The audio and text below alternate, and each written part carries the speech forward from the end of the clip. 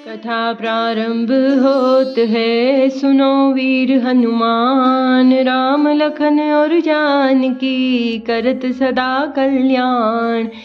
जय श्री राम। हर हर महादेव। कल हमने श्रवण किया कि माता अरुंधति, गुरु वशिष्ठ जी की पत्नी माता अरुंधति और भी चतुर स्त्रियां माता कैकेयी को समझाती है कि तूने किस कारण राम जी को वनवास दिया है, क्या क्या कौशल्या ने तेरा अहित किया था। अब आगे की कथा हम श्रवण करते हैं कि कैसे श्री राम जीवन को प्रस्थान करते हैं।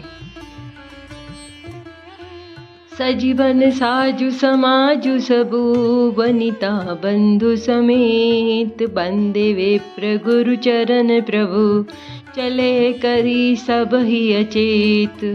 वन का सब सामान सजकर वन के लिए आवश्यक वस्तुओं को साथ लेकर श्री राम जी, स्त्री सीता जी और भाई लक्ष्मण जी सहित ब्राह्मण और गुरु के चरणों की वंदना करके सबको अचेत करके चले। निकसी वशिष्ठ द्वार बैठाड़े, देखे लोग विरह दवढ़ा दाढ़े। कही प्रिय वचन सकल समुझाए, विप्र वृंद रघुवीर बुलाए। राजमहल से निकलकर श्री रामचंद्र जी वशिष्ठ जी के दरवाजे पर जा खड़े हुए और देखा कि सब लोग विरह की अग्नि में जल रहे हैं। उन्होंने प्रिय वचन कहकर सबको समझाया। फिर श्री रामचंद्र जी ने ब्राह्मणों की मंडली को बुलाया। गुरु सन कहीं बर शासन दीने, आदर दान विनय बस कीने। जाचक दान मान संतोषे, मीत पुनीत प्रेम परितोषे। अर्थात गुरुजी ने कहकर उन सब को वर्षासन वर्ष भर का भोजन दिया और आदर दान तथा विनय से उन्हें वश में कर लिया। फिर याचकों को दान और मान देकर संतुष्ट किया तथा मित्रों को पवित्र प्रेम से प्रसन्न किया। दासी दास बोलाई बहोरी, गुरही सोपी बोले कर जोरी। सबके सार संभार गोसाई, कर दी जनक जननी की नाई। फिर दास दासियों को बुलाकर उन्हें गुरुजी को सौंपकर हाथ जोड़कर बोले, हे गोसाई, इन सबकी माता पिता के समान सार संभार देख रेख करते रहिएगा। बारही बार जोरी जुग पानी, कहत राम सब सन मृत्यु भानी। सोई सब भांति मोर हितकार, जेहिते रहे बुआल सुखारी। अर्थात श्री रामचंद्र जी बार बार दोनों हाथ जोड़कर सबसे कोमल वाणी से कहते हैं कि मेरा सब प्रकार से हितकारी मित्र वही होगा जिसकी चेष्टा से महाराज सुखी रहें। सिया राम जय जय राम, श्री राम जय सिया राम। मातु सकल मोरे बिरह, जेहि न होई दुख दीन। सोई उपाह तुम करेहु, सब पुरजन परम प्रवीण। हे परम चतुरपुरवासी सज्जनों, आप लोग सब वही उपाय करिएगा जिससे मेरी सब माताएं मेरे विरह के दुख से दुखी न हो। एहि विधि राम सब ही समुझावा, गुरुपद पदुम हर्ष सिरुनावा। गणपति गौरी गुगिरी सुमनाई, चले असीस पाई रघुराई। इस प्रकार श्री राम जी ने सबको समझाया और हर्षित होकर गुरुजी के चरण कमलों में सिर नवाया। फिर गणेश जी, पार्वती जी और कैलाशपति महादेव को मनाकर तथा आशीर्वाद पाकर श्री रघुनाथ जी चले। राम चलत अति भयउ विषादु, सुनि न जाई पुर आरत नादु। पूसगुन लंक अवध अति शोकु, हर्ष विषाद विवश सुरलोकु।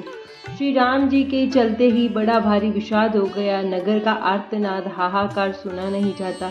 लंका में बुरे शगुन होने लगे। अयोध्या में अत्यंत शोक छा गया। देवलोक में सब हर्ष और विषाद दोनों के वश में हो गए। हर्ष इस बात का था कि अब राक्षसों का नाश होगा और विषाद अयोध्यावासियों के शोक का कारण था। गई मूर्छा तब भूपति जागे, बोली सुमंत्र कहन अस लागे। राम चले वन प्राण न जाए, कहि सुख लागे रहत तन माहे। अर्थात मूर्छा दूर हुई हो तब राजा जागे और सुमंत्र को बुलाकर ऐसा कहने लगे कि श्री राम वन को चले गए पर मेरे तो प्राण नहीं जा रहे। न जाने ये किस सुख के लिए शरीर में टिके रहे हैं। एहि ते कवन व्यथा बलवाना, जो दुख पाई तजहि तनु प्राणा। पुनि धरि धीर कहहि नर नाहु, ले रतु संग सखा तुम जाहु। इससे अधिक बलवती और कौन सी व्यथा होगी जिस दुख को पाकर प्राण शरीर को छोड़ेंगे। फिर धीरज धरकर राजा ने कहा कि हे सुमंत्र, हे सखा, तुम रथ लेकर श्री राम जी के साथ जाओ। सिया राम जय जय राम, श्री राम जय सिया राम। सुटी सुकुमार दो, जनक सुता सुकुमारी। रथ चढ़ाई देख राई बनो, फिरे गए दिन चारी।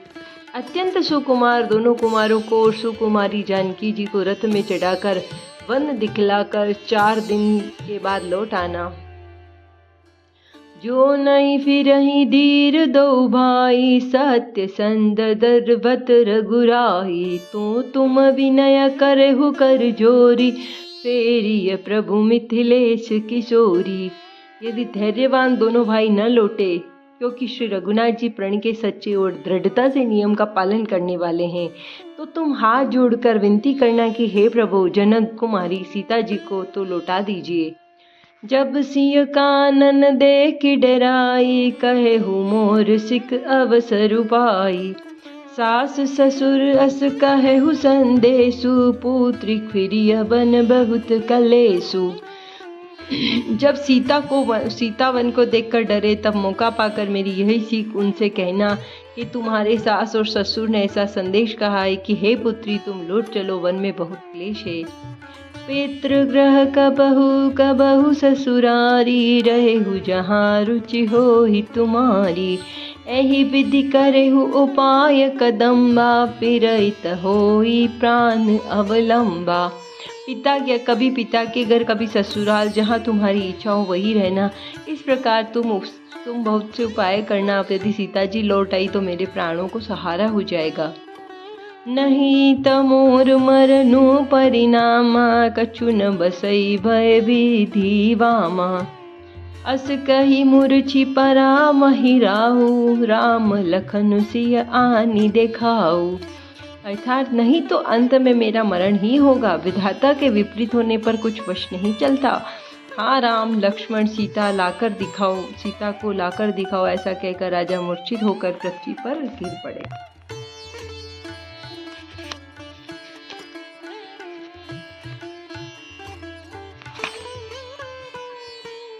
राम जय राम, श्री राम जय सिया राम।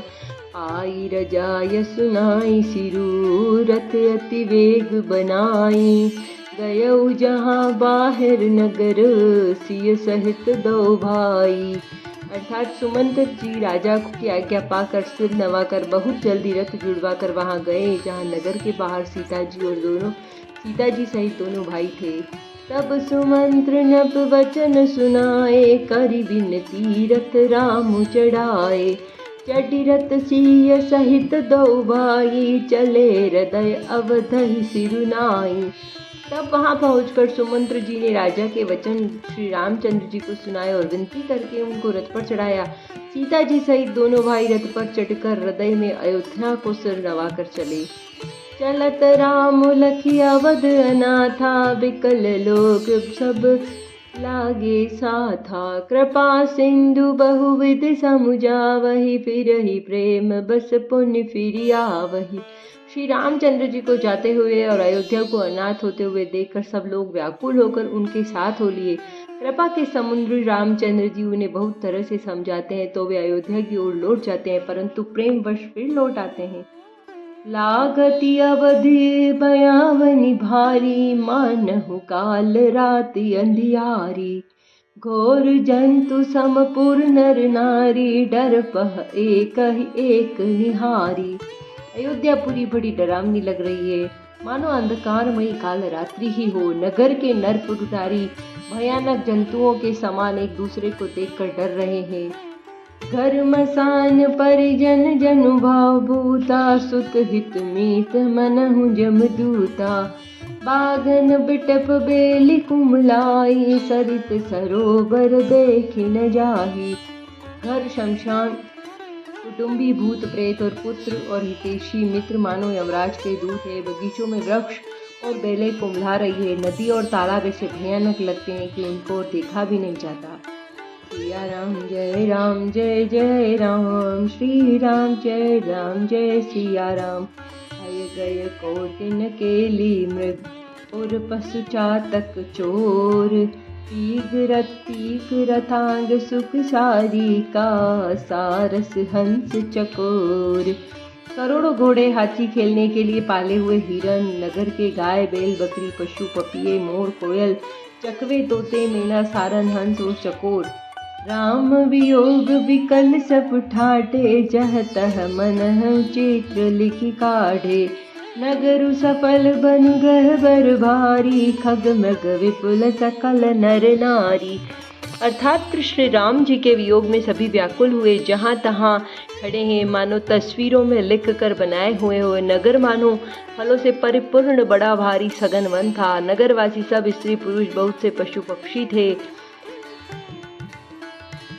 विधि के कई की रात निकीनी, जय दव दुसहु दस दीनी। सही न सके रघुवर बेरागी, न चले लोग सब व्याकुल भागी। विधाता ने कैकेयी को बिलनी बनाया, जिसने दसों दिशाओं में दुसह दावा अग्नि लगा दी। श्री रामचंद्र जी के विरह की अग्नि को लोग सह न सके, सब लोग व्याकुल होकर भाग चले। सबहि विचारु कीन मन माही, राम लखन सिय बिन सुख नाहि।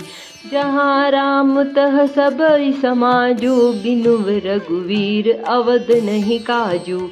सबने मन में विचार कर लिया कि श्री राम लक्ष्मण और सीता जी के बिना सुख नहीं है। जहाँ श्री राम जी रहेंगे वही सारा समाज रहेगा। श्री रामचंद्र जी के बिना अयोध्या में हम लोगों का कुछ काम नहीं है। चले साथ असमंत्रु दृढ़ाई, सुर दुर्लभ सुख सदन बिहाई। राम चरण पंकज प्रिय जिनहि, विषय भोग बस करहि किति नहीं। ऐसा विचार दृढ़ करके देवताओं को भी दुर्लभ सुखों से पूर्ण घरों को छोड़कर सब श्री राम जी के साथ चल पड़े। जिनको श्री राम जी के चरण कमल प्यारे हैं, उन्हें क्या कभी विषय भोग वश में कर सकते हैं। सिया राम जय राम, श्री राम जय सिया राम। बालक वृद्ध बिहाई ग्रह, लगे लोग सब साथ। तमसा तीर निवासु किए, प्रथम दिवस रघुनाथ। अर्थात बच्चों और बूढ़ों को घर में छोड़कर सब लोग साथ हो लिए। पहले दिन श्री रघुनाथ जी ने तमसा नदी के तट पर निवास किया। कथा विसर्जन होत है, सुनो वीर हनुमान। राम लखन और जानकी, करत सदा कल्याण। जय श्री राम। हर हर महादेव। नमो पार्वती पतये।